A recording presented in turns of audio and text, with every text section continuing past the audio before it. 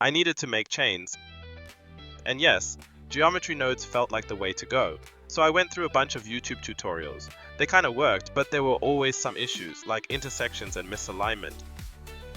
Then I googled around and came across this thread.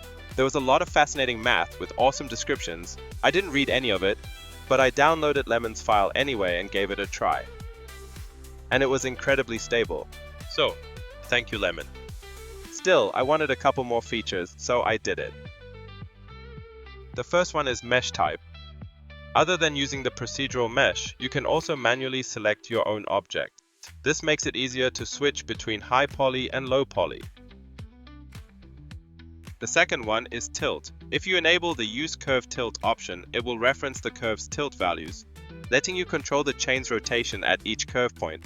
You probably already know you can adjust tilt with Ctrl+T.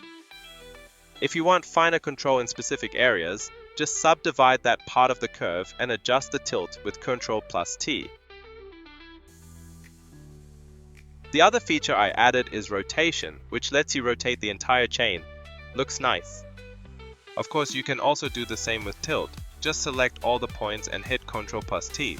Use whichever method you find more useful.